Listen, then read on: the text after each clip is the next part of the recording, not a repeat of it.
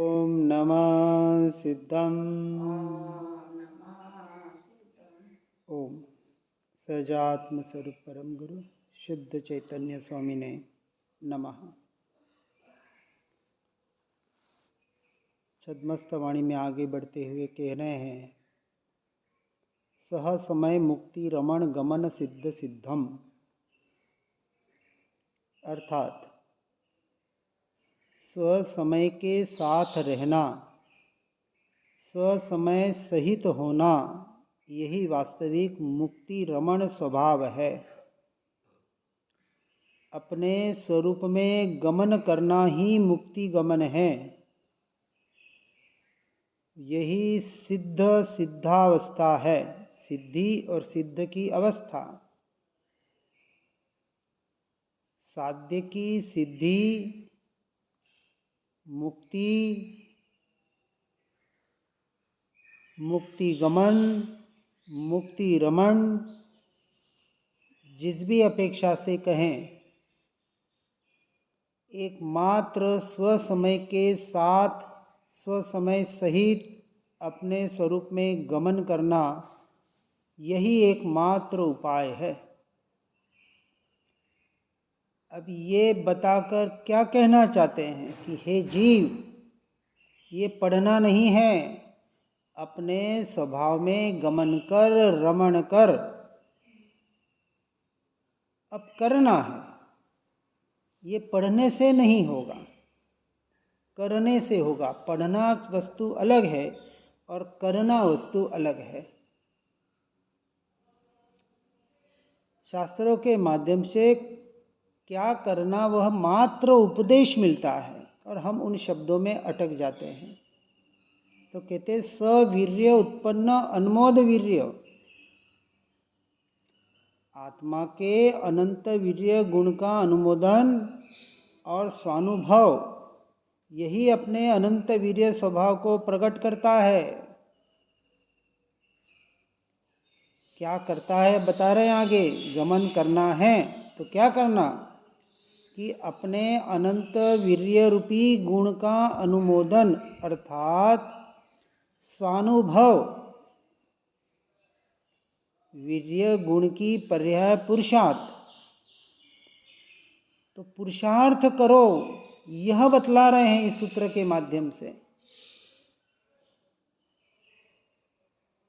और ये पढ़कर सुनकर स्वगमन स्वरमणता का पुरुषार्थ नहीं करेंगे, ज्ञान स्वभाव से ज्ञायक तक पहुंचने का प्रयत्न नहीं करेंगे, तो ये पढ़ना क्या काम का।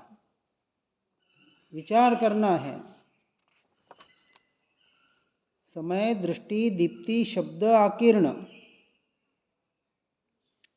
समय का दृष्टा वही दिव्य वाणी के शब्दों को श्रवण करता है।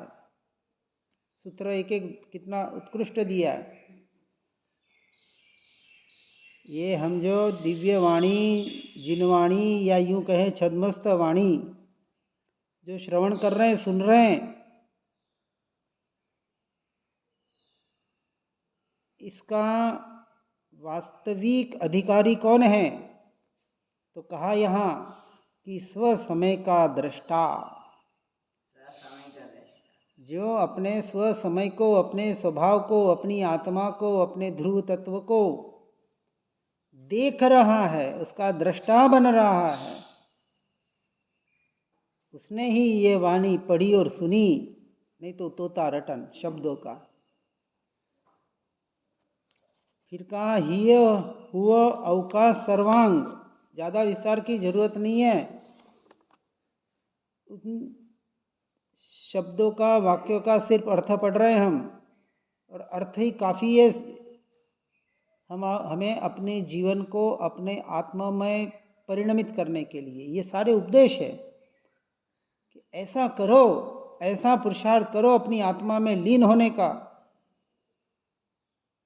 अपना अवकाश अपने सर्वांग में और अपने हृदय में हो रहा है, इसका अनुभवन करो और कुछ नहीं करना है। अब ये बार बार करो करो कह रहे हैं, अब ये पढ़ने से होगा क्या? देव गुरु शास्त्र सिर्फ दिशा निर्देश करते हैं, बाकी तो जड़ शब्द है, पुद्गल के है और कुछ नहीं है। यदि उनके माध्यम से उस इशारे को, उस दिशा निर्देश को यथार्थ रूप से ग्रहण करके जीव पुरुषार्थ नहीं करेगा तो सूत्र हमारे क्या काम के, वो शास्त्र हमारे क्या काम के? कुछ नहीं। बस पढ़ लिया, कुछ अशुभ से हटके शुभ में लग गए, इतना ही। पाप से बच के कितना अल्प पुण्य का बंध कराएगा, अल्प पुण्य। सच्चा पुण्य तो स्वरूप के लक्ष्य से होता है। एक समय का आत्मा की तरफ का दृष्टा भाव और करोड़ वर्ष का उग्र तप बाहर का। उग्र तप खाली भूखे रहने की बात नहीं कह रहा हूं, उल्टा लटक रहा है, शरीर को कष्ट दे रहा है, सब कुछ कर रहा है तप के नाम पर। व्यवहार से 12 के 12 तप कर रहा है, व्यवहार से। उससे 1 करोड़ वर्ष में जितना पुण्य बनता है उतना पुण्य यहाँ एक समय के दृष्टा भाव से बनता है। दोनों में पुण्य बनते हैं। अभी हम कोई संवर निर्जरा नहीं हो रही है। संवर निर्जरा तो सिर्फ और सिर्फ आत्मलीनता से होती है।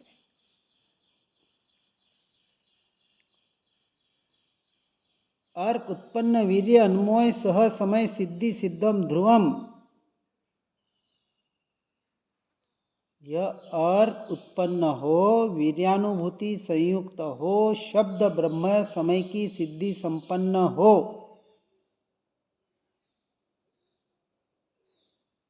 अर्क यानी जो कुछ अर्क दे रहे हैं, जो सारभूत है, ऐसा स्वभाव उत्पन्न हो, उसमें ये वीर्यानुभूति, ये पुरुषार्थ संयुक्त हो, और ये शब्द ब्रह्म कब परिणमित हो गए कि समय की सिद्धि संपन्न हो। समय यानी आत्मा, तब ध्रुव सिद्ध स्वभाव की सिद्धि प्राप्त होती है। सम्यक दर्शन प्रकट होता है और फिर वह जीव उसके आधार पर केवल ज्ञान की यात्रा करता है। ये करना है। आज दिन तक बाहर बाहर और बाहर का ही किया। चिदानंद चैतन्य सूर्य के प्रकाश में अपने स्वयं के स्वयं से स्वयं द्वारा किया गया पुरुषार्थ, अर्थात ज्ञान स्वभाव का सहारा लेकर ज्ञायक की ओर स्थिर होने का, ज्ञायक में स्थिर होने का प्रयास, इसका नाम पुरुषार्थ, और कोई पुरुषार्थ नहीं है। बाकी सब बाहर पुण्य बंध का काम कराकर संसार में भटकाने वाला है। ये पुरुषार्थ संवर कराएगा, ये श्रद्धान संवर कराएगा सम्यक दर्शन के बाद। और संवर इस ज्ञाता दृष्टा भाव से, अपने स्वरूप लीनता के पुरुषार्थ से, अंतर मुहूर्त की सामायिक में 1 समय, 2 समय, 4 समय, जितने समय के लिए लीन हुए उतनी अनंत गुना निर्जरा। जैसा कहते हैं ना, हर समय मोहनीय कर्म का 70 कोड़ा कोड़ी सागरोपम का बंद हो रहा है,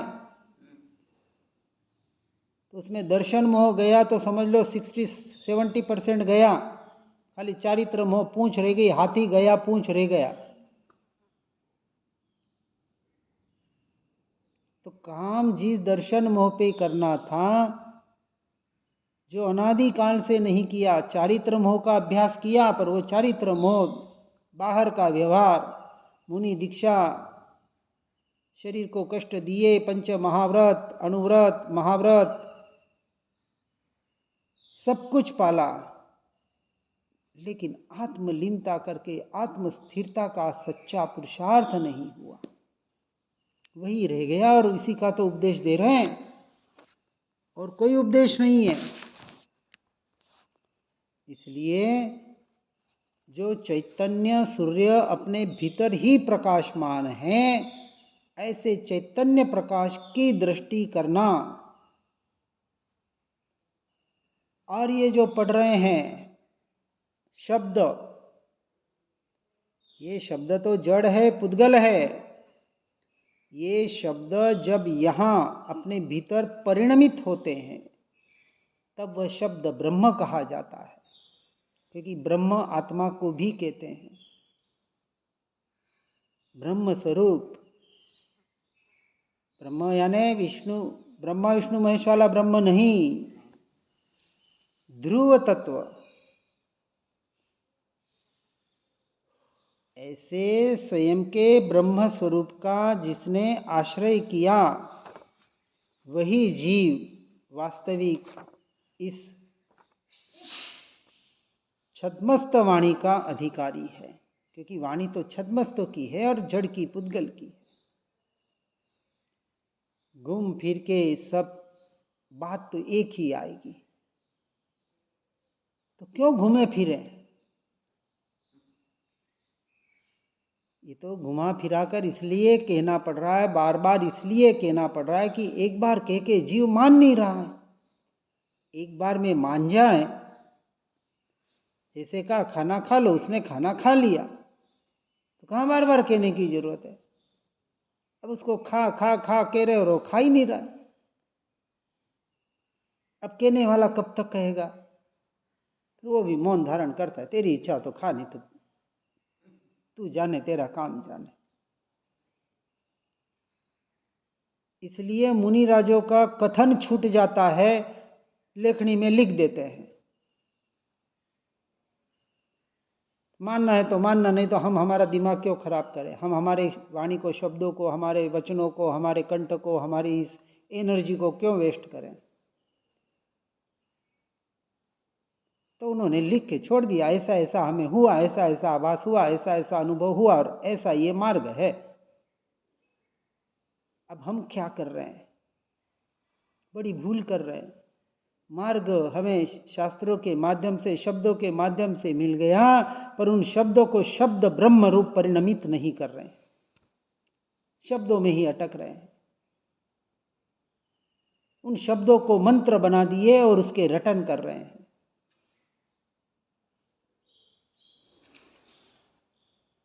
यहां तो यंत्र मंत्र तंत्र सबसे छूटने की बात कर रहे हैं गुरुदेव, और उन्हीं के शब्दों को हम वापस उसके विपरीत कर रहे हैं। तो अब ये आज्ञा हुई कि अवज्ञा हुई? ये विनय हुआ कि अनादर हुआ? विचार करना। सच्चा विनय उस उपदेश को यथार्थ रूप से स्वीकार करके, शब्द को नहीं, शब्द को ब्रह्म बनाकर अपने भीतर सब कुछ भूल जाएं, सब कुछ छोड़ दें, और एकमात्र अपने ज्ञान स्वभाव का सहारा लेकर ज्ञायक में लीन होने का पुरुषार्थ करें।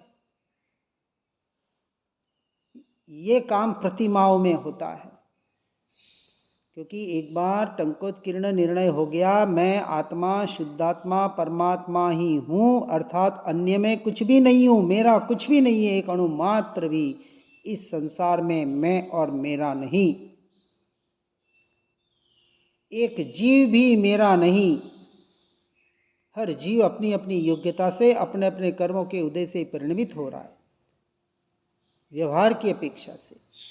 और इस मुझ आत्मा का भी ये शरीर, ये मन वचन काया, ये पुद्गल का पिंड उसके कर्मों के अनुसार परिणमित हो रहा है।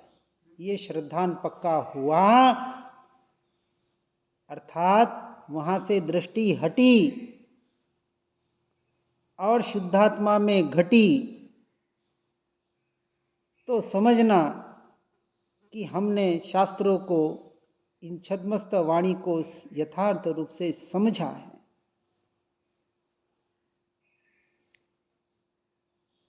ऐसे अपने भीतर की दृष्टि को सम्यक दर्शन प्राप्त करने में साधन बनाकर, ऐसी साधना करके साध्य की सिद्धि अर्थात अपने ध्येय को, अपनी आत्मा को, अपने स्वरूप को, अपने स्वभाव को जो जीव प्राप्त करता है और सम्यक दर्शन में ऐसा टंकोत्कीर्ण निर्णय होने के बाद प्रतिमाओं के आधार पर द्रव्यों से, पर भावों से, विकल्पों से, सबसे छूटकर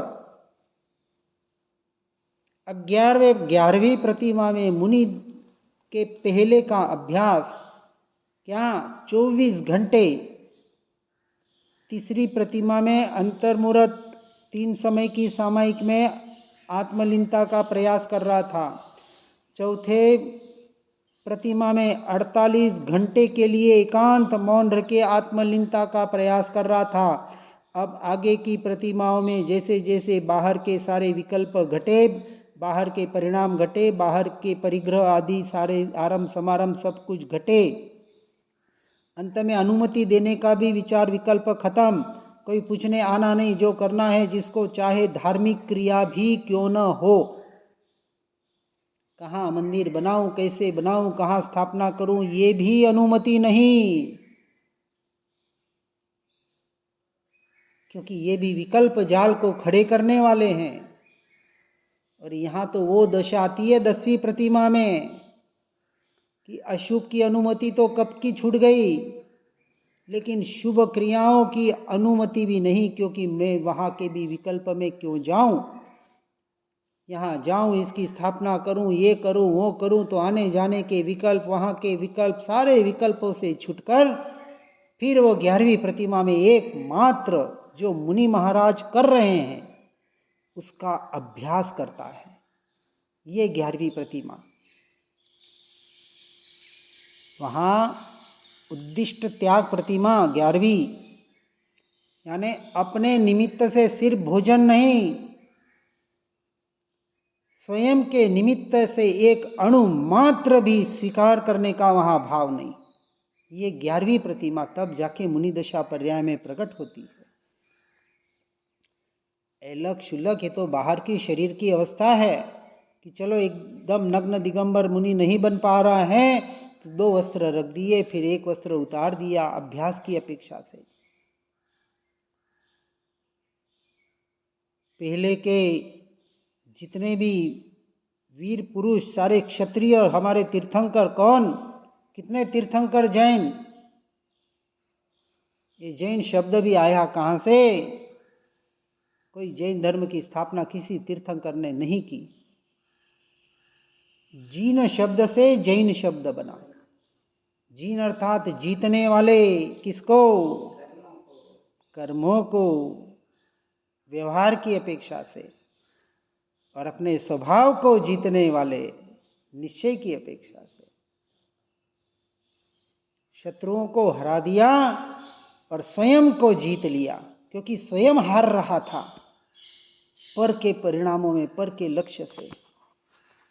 अब ये पर का लक्ष्य यहाँ छूटेगा कहाँ, 11वीं प्रतिमा में संपूर्ण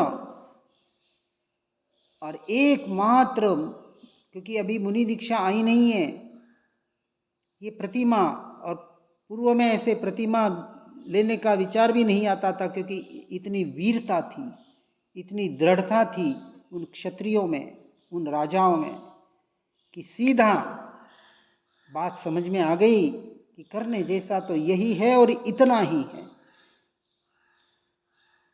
एक एक रानी को छोड़ू नहीं, ये छोड़ दिया, चल निकल गए वन जंगल में, किसके लिए, मरने के लिए। क्षत्रिय थे ना, युद्ध में मरने के लिए ही जाते थे, जीते तो ठीक, नहीं जीते तो मर जाएंगे पर सिर नहीं झुकाएंगे। वो वीरता यहाँ आती है।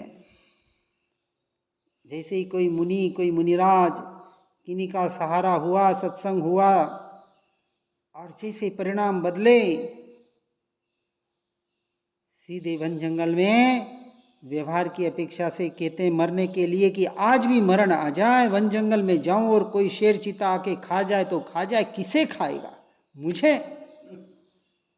मुझे कोई खा नहीं सकता, मुझे कोई मार नहीं सकता, किसी की ताकत नहीं, क्योंकि मैं तो अजर अमर अविनाशी त्रिकाली ध्रुव तत्व हूँ। ये निर्णय जैसे टंकोत्कीर्ण हुआ, ऐसी वीरता। इसलिए वीरों का मार्ग कहा, कायरों का नहीं। युद्ध में जीतने वाला वीर भी इस मार्ग में कायर हो सकता है। उसको वीर यहाँ नहीं कहते मोक्ष मार्ग में कि इतने युद्ध जीत लिए और इतनों को हरा दिया और इतना ये कर लिया। जिसने अपने आप को जीत लिया सो वीर। और सम्यक दर्शन में यही बात गुरुदेव बता रहे हैं। सर्वात्म प्रदेश में एक शुद्ध स्वभाव को अवकाश, और किसी को अवकाश नहीं, किसी को वहां स्थान नहीं। एकमात्र ध्रुव त्रिकाली त्रिकाली त्रिकाली त्रिकाली, ज्ञायक ज्ञायक ज्ञायक ज्ञायक, उसके अलावा किसी को वहां सहारा नहीं, क्योंकि किसी के सहारे की जरूरत नहीं। ऐसे स्वभाव का सहारा लेके हमें भी ऐसी साधना करके आगे बढ़ने का प्रयास और पुरुषार्थ करना है, और इस मार्ग में अर्थात मोक्ष मार्ग में अपने आप को स्थिर करना है। करें इसी भावना के साथ। ओम नमः सिद्धम। जिन वाणी के ज्ञान से हो सम्यक श्रद्धान, हो चारित्र महान और पाऊं पद निर्वाण।